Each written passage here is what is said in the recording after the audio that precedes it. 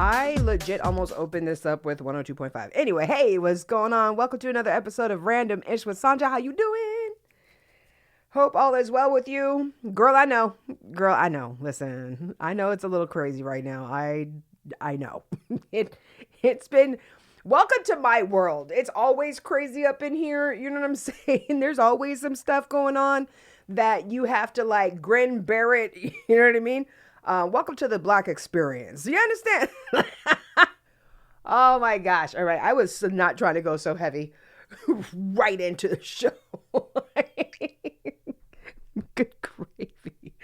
But the time that we are experiencing right now with all of this crazy chaos is something that unfortunately that we have been used to, and you have to figure out how to live your life every day while there's crazy chaos happening all around you. And too many of us have had that type of, what's the word I'm looking for? That type of training, right? I feel like we're in training day. You know what I'm saying? Anyways, what's going on with you? I am so excited we are back. Woohoo! You checked out the previous episode with Melissa from Kitchen Melissa. As you see, we have a new set, guys. Yay! We're moving on up to the east side. No, for real. George Jefferson. I used to do the George Jefferson walk. Anyway, yeah, showing my attention deficit disorder issues, right? Anyways, what's happening with you? Listen, like I said, I know that we've been going under attack. A lot of us are saying that February is the start of the new year, but I think we might already want to take that back. However, I will say this. February Black History Month is rolling in like it's supposed to. Beyonce wins Country Music Award of the Year. Or I should say she wins Album of the Year for her country music album. There we go. Yeah, you know what I meant. And folks are all upset. They're like, Billy should have won. Now, listen, this is all about changing and shifting perspectives. Kendrick Lamar. I gotta save all of that. We're gonna save all that because I don't want this to be an episode that is only good for a certain period of time. I want this to be an evergreen episode. All right. So we'll get into all of that good stuff in just a little bit. Okay. So today, what we're talking about today is reinforcing the story of what Manifest Beauty is all about. Because right now, I had to take a break. I was doing radio. I had show in the morning time and in the afternoon, and I did that for 2 years. And although it was great, it didn't exactly go where I thought it was going to go. And Assist needed some time to rest and recuperate. During that time, I've gotten a little bit more clear. I've had some ideas of what I want to see with Random Ish. And I'd really like to emphasize what it is that our brand is all about, what our story is all about. And that is, we don't let nobody tell us how we gonna live. Not in like, don't follow the rules, as in no matter how old you are, no matter whether you come from money, whether you don't come from money, whether you're a woman, whether you're a man. What we are all about is we are for people who want to live. They are not trying to just get up and go to work every day, come home, do the same thing every single week, and live a groundhog existence. We are for the people who are wanting to have those, borrowing the line from Hitch, the moments that take your breath away, right? Yeah, we want to create those moments and have those moments and find ways to incorporate more joy into our life. And how do we attract money with that joy? That's what Manifest Beauty is all about, is really living our life. And the thing that scares me is, could you imagine passing and transitioning and not fully living out your potential? Like that scares the crap out of me, and gets me to do things that I can be uncomfortable with, such as taking a stand and really turning this into a business. Whereas before, with just a message, I mean, if I come across somebody where I feel like they will hear the words, then I say it and call it a day. But now turning it into an actual business and making sure that I'm staying true and authentic to the actual message and don't just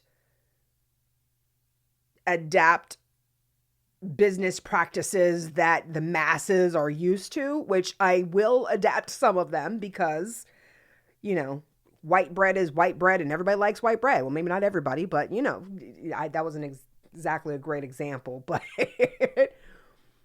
not trying to reinvent the wheel. Just trying to show you a different spoke. You know what I'm saying? So I wanted to I'm going to really make sure that I start telling more stories of the things that I've overcome. Cause it's been a lot, a lot, right? I've always really wanted to live when I was a kid, I don't know why, but when I was a kid, I was just like, yo, when I'm old, I don't know, it's because I'm looking at Madonna, Michael Jackson. We had some real, talented people that we were looking up to. Tina Turner. I was just like, yo, I'm trying to live, right? Like, I want to live life. I do not want to just, do one thing. And that's something I decided as a kid, right? And so it is not always been the easiest thing to convey to other people, that it's not about being flaky or, whatever. Because I do things for years. And when I get tired of it, I don't want to do it anymore. You know what I'm saying? And move on. But things always go in a cycle. So it comes back. But it's very important to me that we are actually living life. And that's what Manifest Beauty and our message and brand is all about, is that we need to incorporate more joy into our life. And especially right now, where it is a war tactic to overwhelm and shock and awe and leave the enemy or the victim or the prey or whatever, disheveled and just like, So in order for us to not let that happen, you have to snatch the joy wherever you can. You got to create and conjure your happiness whenever you can. And you got to do it several times a day. So we are going to be doing more of that. We'll be right back. I'm getting together a gift box because we have t-shirts now, guys, not just doing the DJ business. I am moving also into the products. So we've got some hoodies and tees. When you order the t-shirts or anything from the manifestbeautyshop.com, first of all, it is free shipping. And I'm always about the little extras. And I'll throw in a couple of other extra goodies as well. So if you like what you see, it is hoodie season, friends. So you can definitely go to manifestbeautyshop.com, get yourself a hoodie. They're super soft, comfortable, warm. They are awesome. All sizes, friends. And I am working on getting another color as well. But for right now, we bold and beautiful up in here. And I think for 2025, this is definitely a message that needs to be spread. Hey, for those who missed out on prom, since we're in our healing era, let's have a redo. Prom reboot. This time, we're taking it back to Fresh Prince, Saved by the Bell, Beverly Hills 90210. It's going to be all that and a bag of chips. Come in your 90s style or your best prom fit. Prom reboot happening May 3rd. Get your early bird tickets now on eventbrite.com. It's an inclusive ticket. VIP gets a welcome champagne entrance. Early bird pricing on that too. We party at the Rain in a beautiful wedding venue right here in Milford, Connecticut. Out of town guests, you get special pricing on rooms at the Hilton Garden Inn to make your night complete. Get your tickets now. Eventbrite and manifestbeautyshop.com. Prom reboot.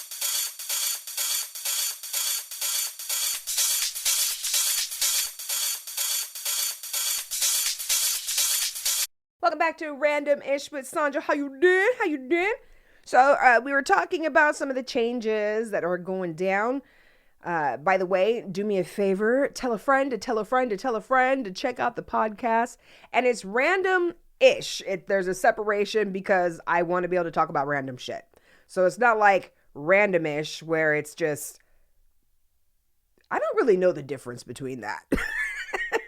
But I feel like there's a difference. I feel like there's randomish where it's just kind of like it's kind of just random, right? No, I'm very specific, but we talk about random topics. And then I also have the random, I put that all in my face, didn't I? Random question, So the random question will stay. The nerd in me will also be a part of the production because I really enjoy that. As you can see, I'm so mad I can't find my lenses. I got my telescope, the little lenses that go inside. I keep them in a special little thing. And we moved and I had them. And then went and was using the telescope with the children. Do I need to say anymore? Yeah. Anyway. So the nerd in me will still be a part, but I want to make sure that I'm getting a lot of conversations with some really dope women and people. Like we're not going to be just for women. Because today I actually got a message from somebody saying that they listened or watched the episode where I was talking about women loving men. And it was a dude, and he was like, I have some thoughts. Can I come on? Heck yeah, man. So we'll arrange that coming up a little later. So this podcast is not just for women, but I want to feature some really dope women doing their thing. And of course, people as well. And we're still going to get the gossip going, right? Yes, friend. Speaking of dope women, I actually have two ladies. I was on set. Let me tell you something. I do like saying that. My daughter likes to point out to me because I will make up any reason to say, yeah, when I was on set. Sugar. I got cast as background for Happy Gilmore and I don't think they didn't have hair and makeup on that one, right? Like we just had to arrive. But then I got cast in Poker Face, and that is where they had hair and makeup, and I was not used to that because when I did acting way long time ago, if you were not like a principal or whatever, like that wasn't for you. So anyways, I thought it was really cool because I got to sit in the chair and they gassed me up a little bit. Like to say little shout out to Roberto for, showing a chick how to do the curlettes that I've always wanted to do. And I've always done the flat iron. Like, ladies, we know if you got a flat iron, like we can make the ringlets with the flat iron. But apparently you do need that freaking wand to get the curls and those loose, like, curls that I've always admired on certain girls who have that, like, thick. Because not everybody has that. Like, you got to have that thick. I call it California beach girl hair. Yeah. This is what it's giving me right now. Anyways, so being on set, right? Did you see? I said it again. I saw some really dope ass bitches, yo. Like, I mean, I'm not gonna front. One of them, I'm hoping that she heard everything I said. Because when Poker Face wrapped, we were leaving, and I leaned over, and the lady was like on the phone, but there was these two women that I swear to God, like, I don't know if they felt me staring at them, but I was staring at them so hardcore because I was like, yo, those are some badass bitches, yo. Like I was just like, yo, those are some, yo, I was literally in awe. There was a lot of women on set. They had, there was female camera operators, and it was the dudes who was sitting in the back doing like the adjusting. Like girl.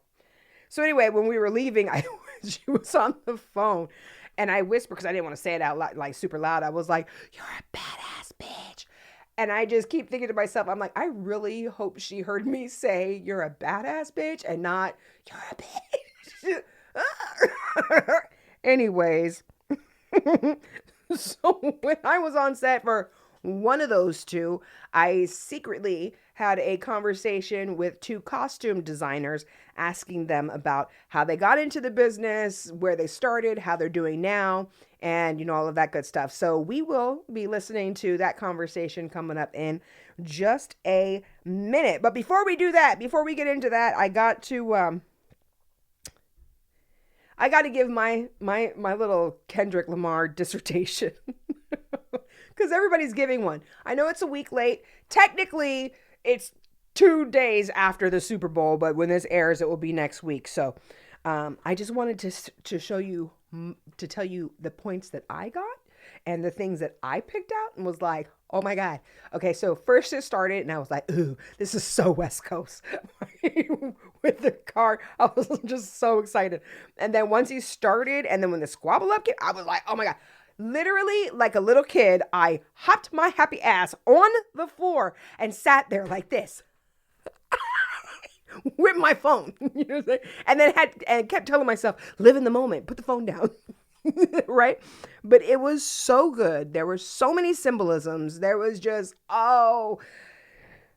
he just showed his intelligence. So what I picked up on was basically that life is a huge game. Here in America, I've always liked to say that too. I like to say that it's not a test, that it's a game.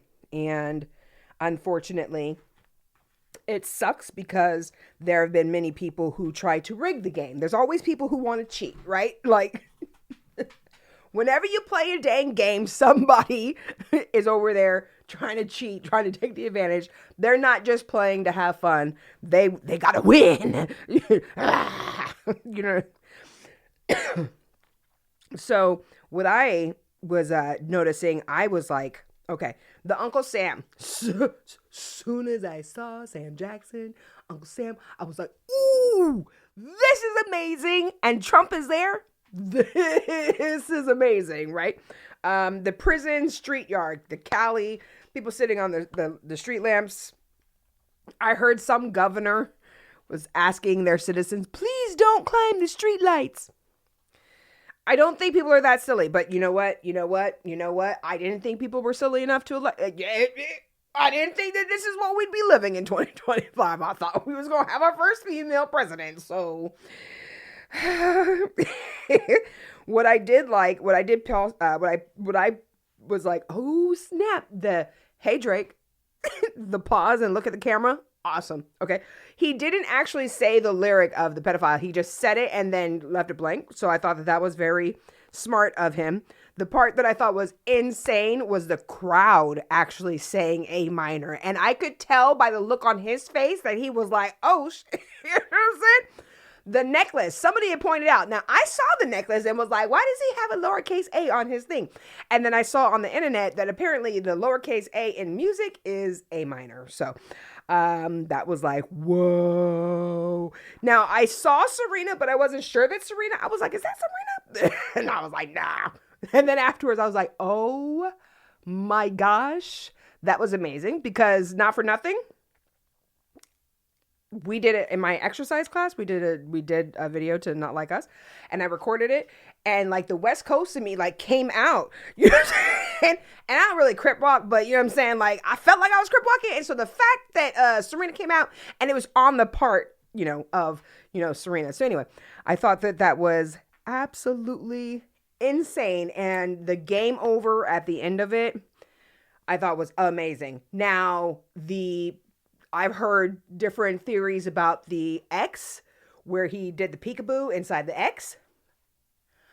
I don't know enough about any of that for me to make any comments, but all I got to say is, okay.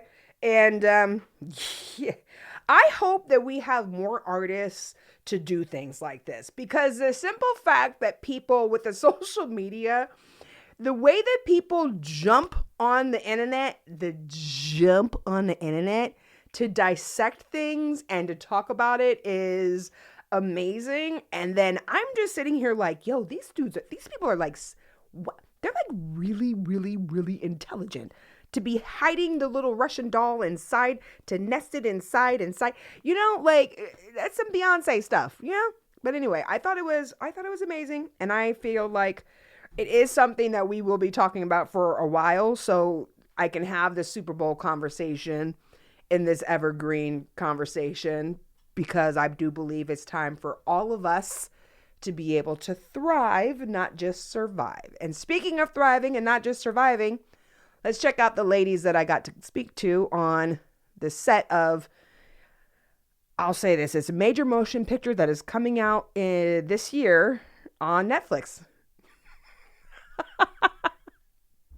Yes, same. Hey, welcome to another episode of Random Ish with Sandra. How you doing? So listen, I am out and about.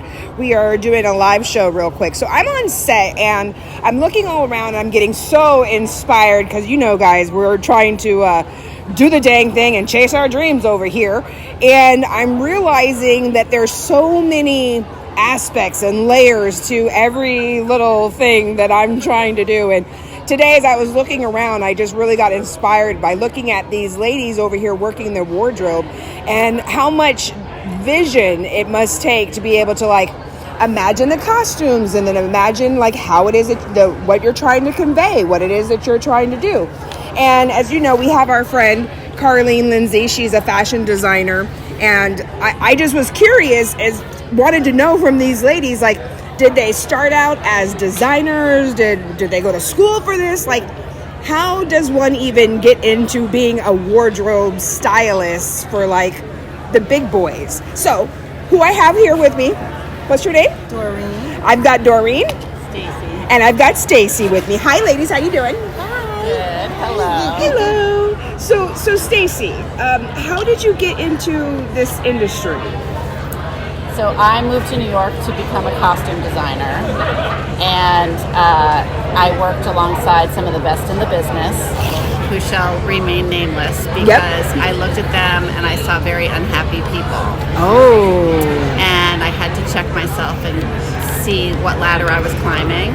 Oh. And so I shifted gears and started dressing backstage because it was adjacent to what I was doing, and joined the wardrobe union and ended up being a lot happier there. So I love that. So sometimes it is always more important. I'm not going to say sometimes it is always more important to kind of like follow your heart and to listen to that inside voice, because you could have just stayed where you were at, obviously, because maybe the status was probably fantastic and you were like, woohoo, but you weren't happy.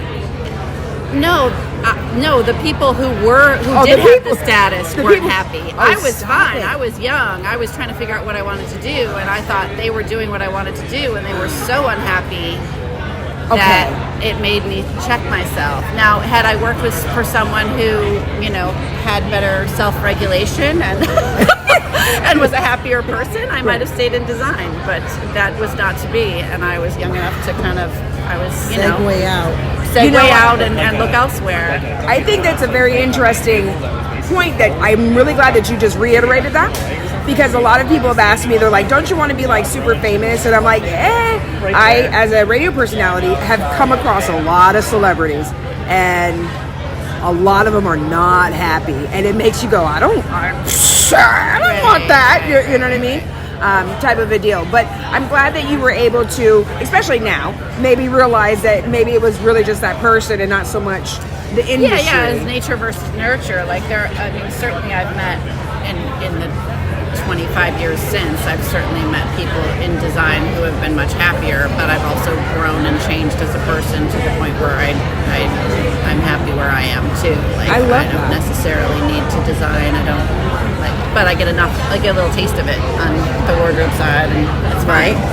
And so you were saying that you basically have been, you just came, now did you go to college? I went to School of Visual Arts, and then I left to travel because I was very interested in textiles and traveling to like third world countries. I backpacked around, and I got really interested in textiles and fabric, because you see all these different things like in Latin America, and these antique pieces of textiles like when you're there, and then India, different things, and then you go like to Italy, and then you're seeing like real fine cashmere, which those countries don't have, and I just got very interested. Plus, my mother would have to drop me off every day at my aunt's, where both of them worked in a bridal shop as seamstresses.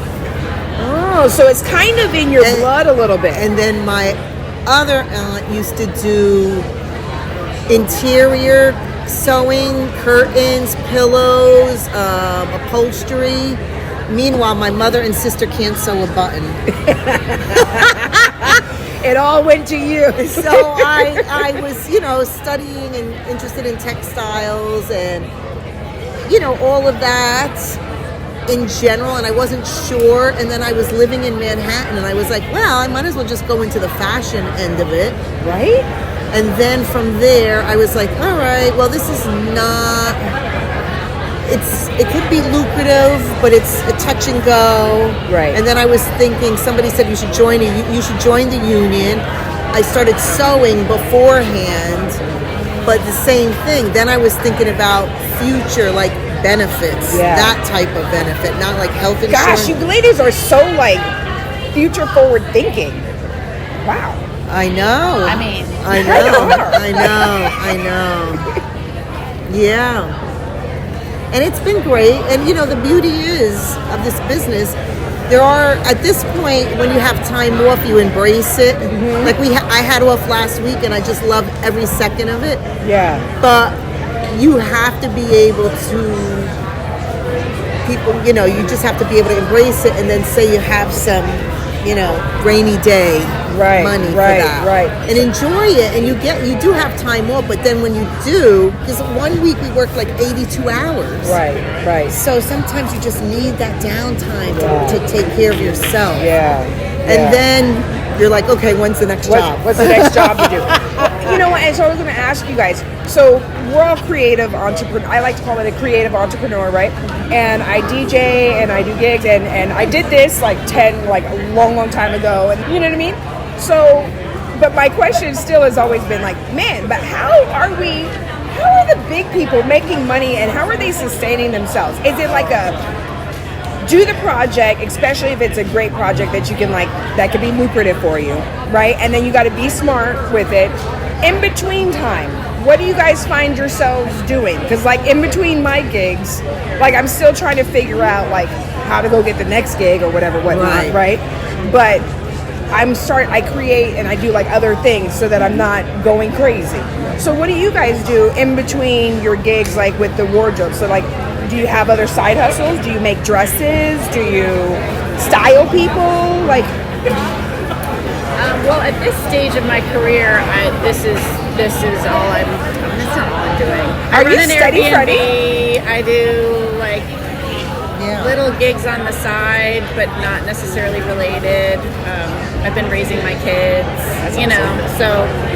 But in my early career, I had a bridal business. I got a grant for a puppet show that I built and created.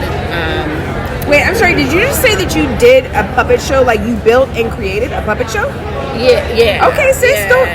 She just really just glossed right over there. It's a long time ago. That's a lot of. But you're asking about what creative things in between the paid gigs. In the early career, you really do need to do the side hustle, and now I kind of know I've become more predictable, right? I've been doing it long enough. My lifestyle is more predictable. I know how much I need. I know how much I need to save. I know how many days I need to work. And when it comes, you put it in the bank and you know how long it's going to last because you're more predictable. I was wondering that. If that's what creatives, right, do, is that as you get older and more into the game, right, you get the years in and you get those better paying gigs, that you get your gig and then you're just really smart with your money. You have to. You know what I mean? Because that way you can kind of stay in that creative zone. Otherwise, 9 to 5 is kind of calling all of us. You know what I'm saying? So how long have you been in the wardrobe part of your career? How long have you been doing this part? 25 years, 26 years. Really? Wow. You're looking good. Yeah. I was very surprised to hear from both of you guys that you've been doing it for 20-something odd years. I do think our generation, though, has super changed aging. Well, I don't know how long you've been, but you look great. I've been doing it for 24 years too. Yeah, so exactly. you know what I'm saying? Like our generation, like we done turned it up. You know, I just say like. And I've always did the side hustle, always. Yeah. Alterations when my daughter was in school and I wanted to stay home. I made costumes for Halloween for all the kids. Oh, there you go. You know, I just made a lot of stuff. I walked dogs. I used to be a big dog walker. Everyone knew me. It looks Totally like see that. It looks like these ladies might be getting called back into work. Yeah. So we will definitely let them go. But I just wanted to say thank you for taking the time out and talking. Hopefully we will inspire other women to get into design, to get into wardrobe, into chasing their dreams. Thank you. Bye. Well, I hope you enjoyed this show. Thanks for watching. Remember to tell a friend, to tell a friend, to tell a friend, to subscribe and like. We're now on YouTube as well. ManifestBeauty.tv, Spotify, all that good stuff. Appreciate you. Come to our events. We got Prom Reboot May 3rd.